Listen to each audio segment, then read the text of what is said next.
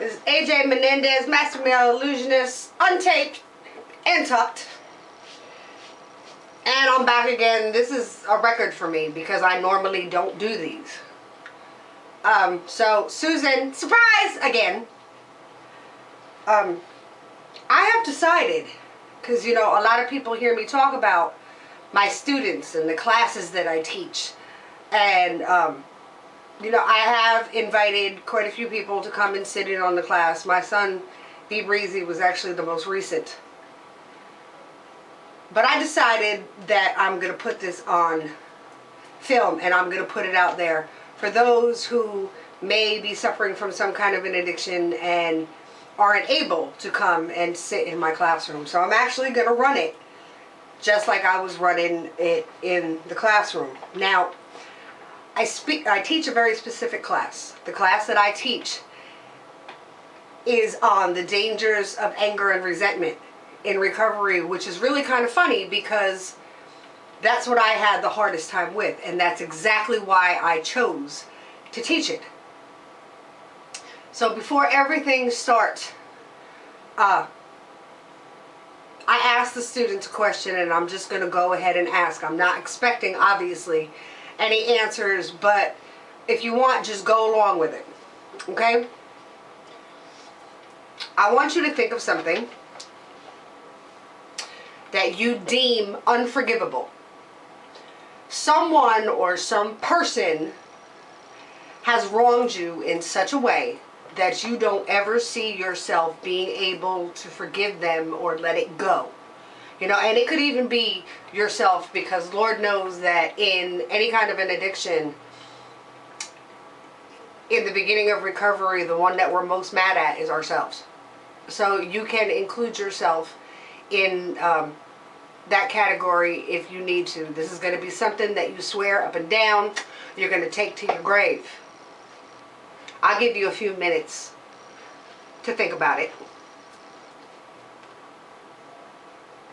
Do you hear the Jeopardy theme going off in your head? Okay, so here's my question. Why? Why are you hanging on to it? How is it benefiting you in any way, shape, or form? What are you getting out of it? Do you honestly think the person or people that you're upset with is giving you a second thought? Nope. It's like giving a seagull an Alka-Seltzer. It's going to fester, and it's going to fester, and it's going to fuzz, and it's going to keep right on fuzzing, and then pop, you're going to blow up. And for alcoholics and addicts, when we blow up, we go out and we drink or we use. And that will turn a bad situation into something that's 1,000 times worse. And then our resentments get bigger, and we just do a whole lot of playing the blame game where it really doesn't belong. So you have to understand that in recovery, regardless of the situation, you have to learn how to let it go. And if you can't learn how to let things go, then quite frankly, you're screwed. Because you're going to keep repeating the same process over and over and over and over again. Now, I realize that everybody thinks that their own personal turmoils and their own personal things that they have been through are by far the worst of the worst. And you have a right to feel the way you feel. You do. So I'm going to give you an example of my own personal. And then when I'm done, I'm going to ask you the same question. Why? I am one of 4 adopted children. And in my heart of hearts, I honestly believe that my mother wanted to adopt kids to make it look like she had the perfect life. You know, she adopted 2 girls and 2 boys. I'm the oldest of the girls. I was also the most rebellious of the 4 kids and the most troublesome. Go figure. And starting at a really young age, she figured to deal with me, or should I say not to deal with me, she would have me go spend weekends at my godparents' house, or, you know, go to the cousins and just anywhere but home. But when I was about 9, she found a facility that was what I deemed as kiddie jail. It was not a lockdown facility. There were no bars on the windows or barbed wire fences around the buildings or anything like that. But you couldn't leave, and you, in order to be placed there, you had to be placed there by the court systems. So between the ages of 9 and 12, it was a revolving door for me. I mean, it really got to the point where I'd be going home and I would tell staff members, I'll see you in about a week. You know, it really was that serious, and I really was that rebellious. You know, I was just one of those kids who felt misunderstood, and the only way for me to get any kind of attention was to react. And to me, it didn't matter if it was bad attention or good attention. Attention was attention to me. And you know, I grew up in the era where children should be seen and not heard. So if we had feelings, we didn't voice them. We definitely didn't voice them to anybody outside our family. And that's the way I grew up. And that's the way that I was groomed, so to speak.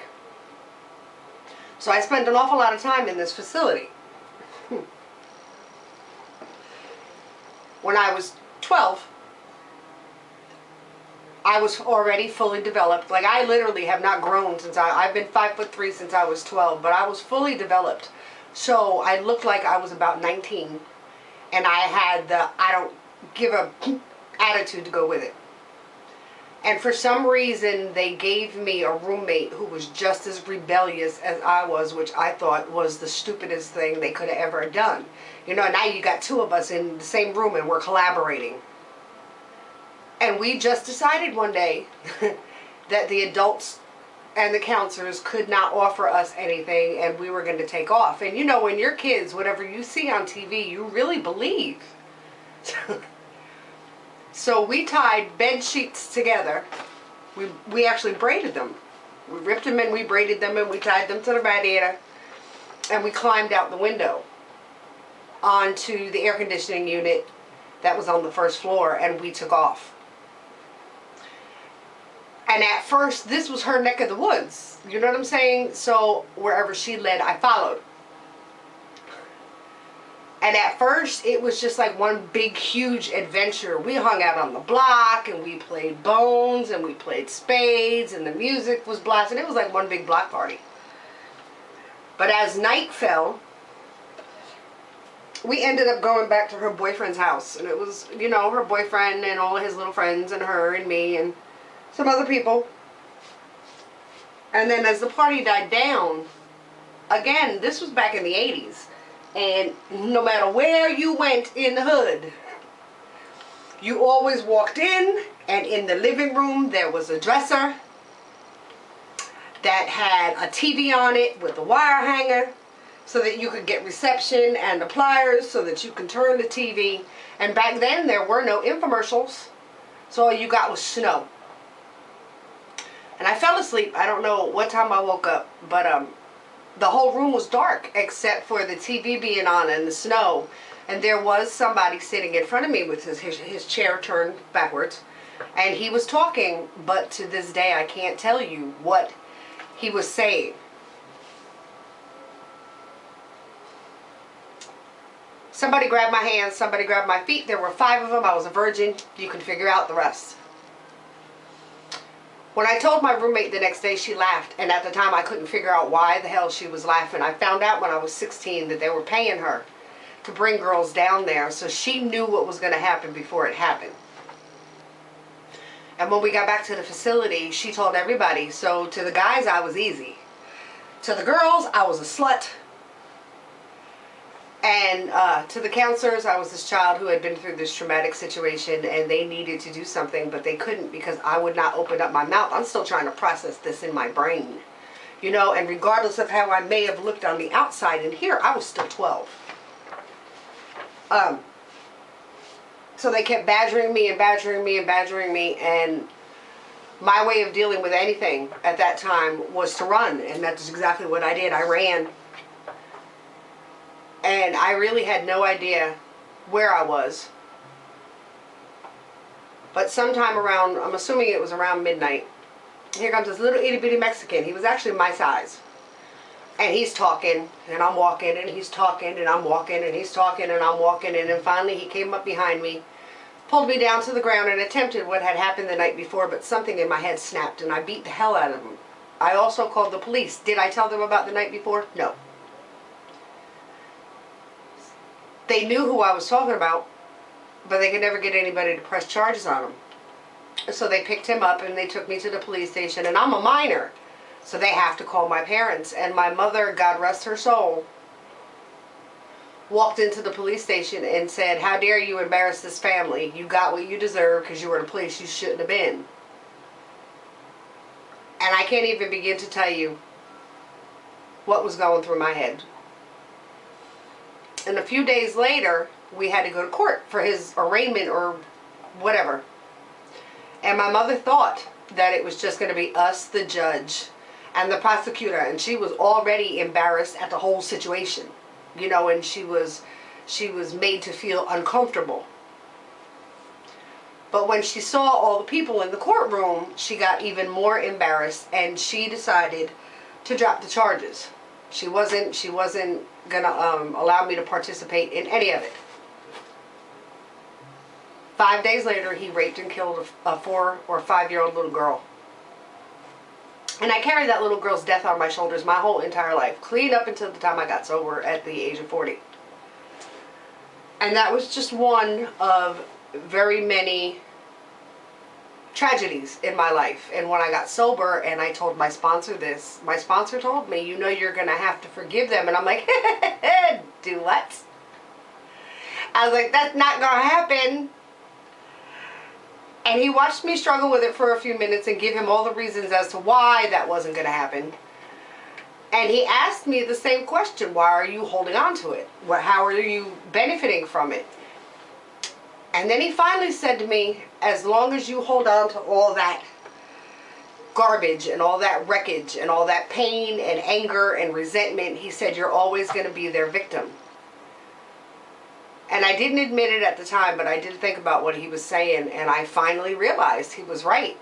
It's true when they say you're not forgiving for the other people, you're doing it for you, because you have to learn how to forgive. I'm not telling you have to forget, but you have to let go of all that anger and that resentment and all of that. And eventually, you know, I faced those little demons and I got through it. And I chose to turn something very, very negative into something very, very positive. And I know that's hard to understand, but reality is I can walk into any rape crisis center in the country and help a girl who just went through it.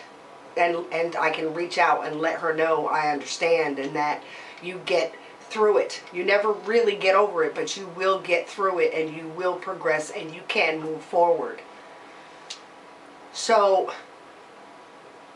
that is just an example of the importance of learning how to forgive, because all of that and all of the other stuff had ate me up for years, and I would hold it in and hold it in, and then all of a sudden I just built this really big wall, and I wouldn't let nobody in, and I wouldn't come out, and I was just very, very angry, and I reacted in various ways, and I drank, and I used, and I tried to run away from my problems, and as a result, I'm a drunk and an addict. Okay, so I created these little things because they told me that I could teach this class any way I wanted to. And I wanted to make it interesting, funny, yet very memorable. And I'm a goofball. So there are going to be things in this that are going to be completely off the wall, but I guarantee you that you'll remember them. Here we go. Anger and resentment are an alcoholic and an addict's biggest downfalls. Holding on to resentments is not only pointless, it's dangerous. They're a surefire way to relapse unless you're willing to do something about it. If you have found that your life is smelling like pure crap, then it's time to pull your head out of your rear end and smell the fresh air. Nothing will ever change unless there are changes made. You can't continue to dance with the devil and wonder why you're still in hell. Holding on to your anger and resentments while trying to get clean and sober is like having the runs and then taking a laxative to try to fix the problem. It'll drain you every single time. And that's the God's honest truth. You know, the more anger that you hold in and the more resentment that you hold in, it's just going to continue to drain you. And dealing with your anger and resentment by using or trying to drown your problems in a bottle, it's not going to do anything but drain you more. It's not going to help in any way, shape, or form. So it is like the runs and then taking a whole thing of laxatives to try to fix the problem. It just don't work. Holding on to anger and resentments is like drinking poison and waiting for the other person to die. Think about it. How many times have you gotten pissed off at someone, then went out and got trashed over it? Let's keep it real here, shall we? How is getting trashed affecting the person you're holding your resentment against? They aren't the ones tore up from the floor up, acting a fool wrapped around a toilet somewhere. They are going about their business, not even giving you a second thought. So what is it that you're accomplishing? Absolutely nothing. That's what. Unless, of course, you want to count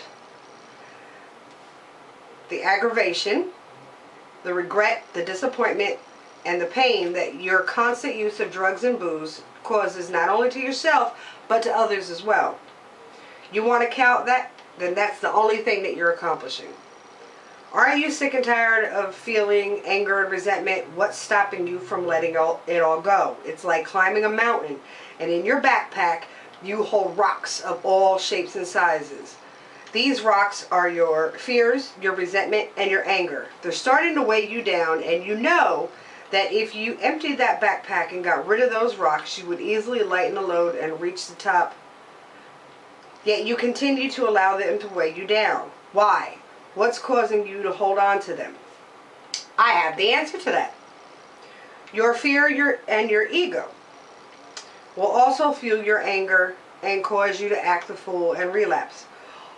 Having expectations are on that list as well. You expect people to act in a certain way. You expect people to think like you do. You expect people to do as you wish. Once again, let's keep it real here, shall we? Expectations are nothing more than premeditated resentments. When people don't act in a manner that you expect them to, you get your drawers all up in a bunch and BAM! You have a resentment. And it gives you an excuse to go out and get tore up. You are who you are, they are who they are. And it's just that simple, like it or not. Do not expect people to fit into your own little world and expect them to be who you think they should be. Point blank. If you are constantly expecting people to fit into your mold, and guess what? You're always going to be let down. Contrary to what you may believe, the world does not revolve around you, and your expectations of others are your problem and yours alone. It'd be nice if we could expect, even right down to family members, you know, to treat us with dignity and respect and love. And it would be nice if we could get that same treatment and expect it from other people as well. But the truth of the matter is you can't. You can hope, but you should never expect it from them, because once you do, you will be the one let down, and then you're the one with the resentment that's festering all up in here and just driving you batshit crazy. Expectations are something that's very, very hard to deal with in general, but especially for somebody who suffers from an addiction. Because, you know, we're damn near narcissists. Everything is about us. And we expect the world to revolve around us, and then once we find out it doesn't, it comes crashing down. That's just the way it is. So you literally have to learn in recovery that expectations are a big, huge no-no. And holding on to all that is really only going to cause you more damage. Excuse me.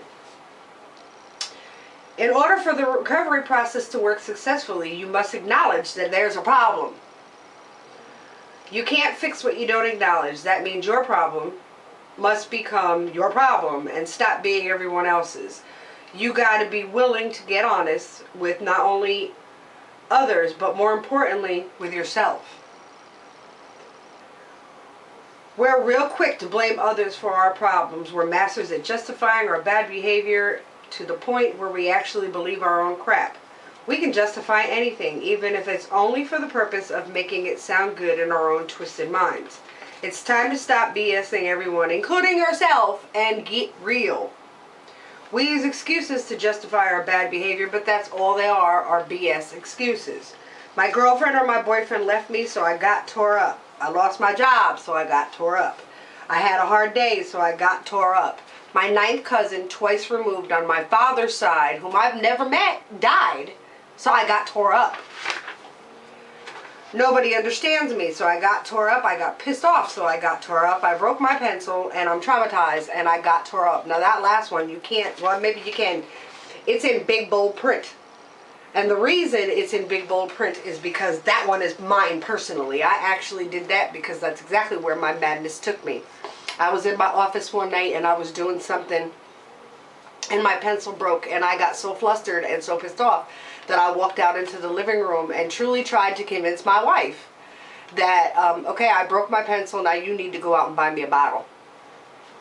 And that's where the madness will take you. And in my mind, that was not unmanageable or wrong. You know, it made perfect sense to me. I can tell you that I do not, me personally, I do not believe in triggers. And the reason that I don't believe in triggers, I look at triggers as a glorified word for an excuse. And the reason I'm saying that is because I am a bona fide alcoholic. Bona fide. And I work in clubs and venues all over the country. If there was going to be a trigger, that would be it. You know, I had to change the way I did things when I got sober.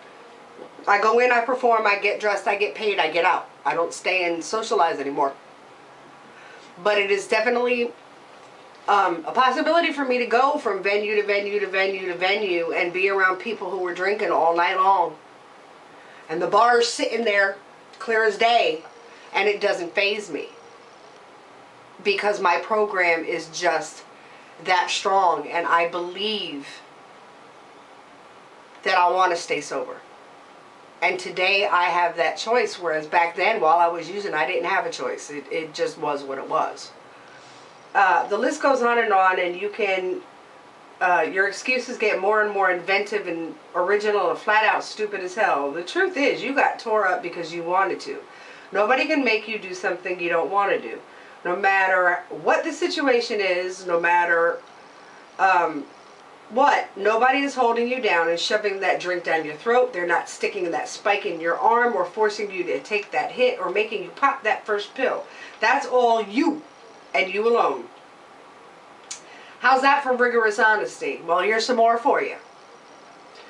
Once you take that first drink, that first hit, that first pill, whatever your poison happens to be, you're done for.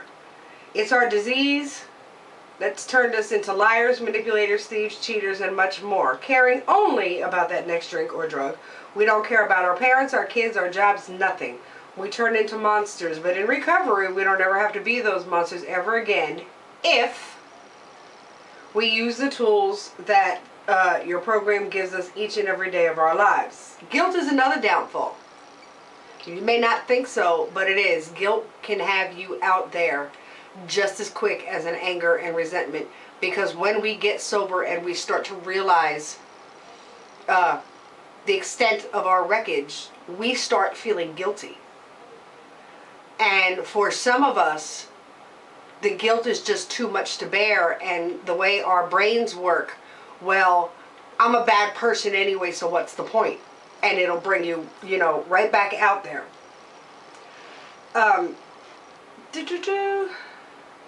Without the willingness and the ability to forgive, your chances of a full recovery are nil. You do not have to forgive for the sake of the people you feel hurt, who you feel have hurt you or committed wrongdoings. Yet you're forgiving for yourself. Forgiveness is a very powerful tool. It gives you the ability to take back the power that you're giving to others. Is this an easy task? Hell no. But it is very possible, and it is very necessary. You must be willing to forgive even yourself in order to find peace. Forgiving yourself is normally much more difficult than anything. You can't build a better past, so stop trying.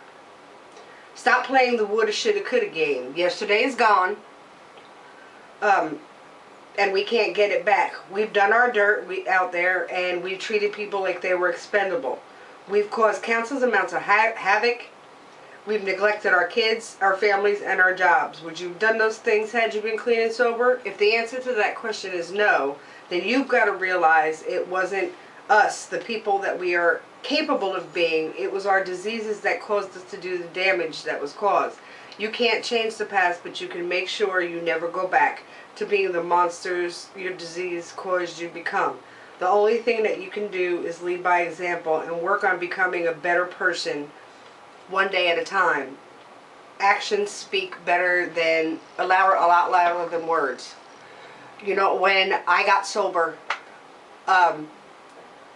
I started thinking about all the madness. And I realized that things that I thought were normal was really pure, unadulterated wreckage. I don't remember my wedding night. I realized that my disease raised my son. It wasn't me. When my son was 14 years old, I literally tried to throw him through a second-story window. And I justified it as any alcoholic and addict could. He shouldn't have pissed me off. That's exactly what came out of my mouth at the time. And when I got sober and I realized all of it, it hit me like a battering ram. And my sponsor finally turned around and told me, you can't build a better past, so stop trying. And there was something so profound about those words. And I realized, you know what, he's right. I can't go and undo the things that I had done. I can't go back and fix stuff. All I can do at this point is get sober, stay sober, and try to rebuild and make up for the wreckage of my past. That's all that any of us can do. You know, there are some things that other people may deem unforgivable, and that's just a consequence that we're going to have to deal with, because when we choose the behavior, we choose the consequence. Luckily, I have been able to repair quite a bit of the damage, but there's still damage that I haven't been able to repair, and it's just gonna, one day at a time. That's as far as I can take it. Okay. The next topic is a touchy one. But in any kind of recovery, it doesn't matter if it's a 12-step program or any other kind of recovery, you have to have some kind of faith. And the power of you doesn't work. You know, so you have to have, you know, a higher power that's just all yours. You know what I'm saying? And when I first entered into recovery, my initial thought was, I'm in a cult. But I realized that I had to believe in something else other than me. Did that mean I became a Bible thumper? No. But I do have a relationship with a higher power today, and that doesn't make me a preacher or anything like that. It just means that I have a faith today that I didn't have my whole entire life. And in recovery, you have to have some kind of faith. Because you just depending on you is not going to work. Okay. Nobody is exempt from relapse. It doesn't matter if you have multiple years under your belt. If you stop believing in and working whatever program that you're working, you'll be sure to go back out. Alcoholism and addiction is truly a life sentence. There is no cure. But it does not have to be a death sentence. It is very possible to have a happy and live productive lives. In the midst of your addictions, you were not living. You were merely existing. Let's face it.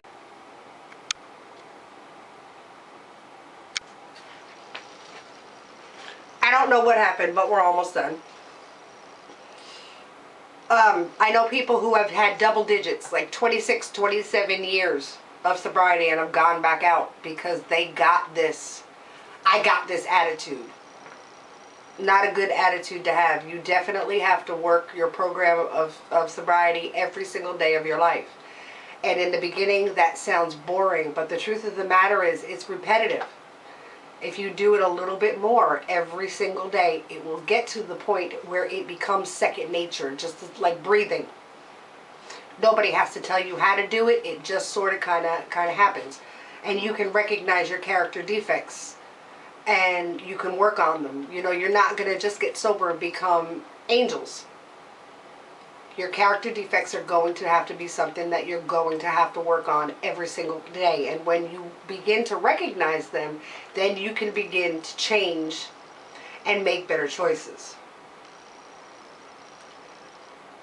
There are other things that are in my little class thing. However, I cannot read them to you because they are from the literature from my own personal program, and that would be completely against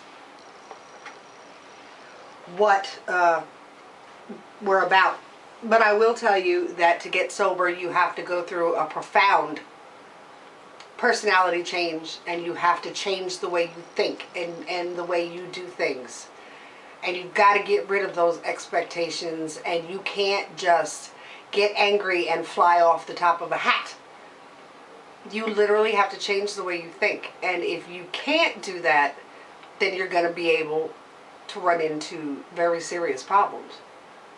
You know, it all boils down to how willing are you to maintain your sobriety. And do you want to live or do you want to die?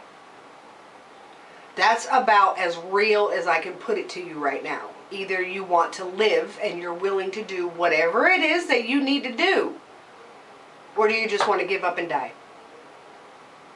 Because it doesn't matter how progressive your disease is. It doesn't matter how fast or how slow. But trust and believe, if you continue on that path, the end result is always the same. It will kill you. Period. So if you are struggling with this, or if you have any questions, you can hit me up on Facebook, or just shoot me a message, and I promise you I will get back to you just as soon as I possibly can. And just realize that whatever it is that you're going through is not worth throwing your life away at the expense of a bottle, a pipe, a spike, or a pill. So this is AJ Menendez, Master Male Illusionist, signing off.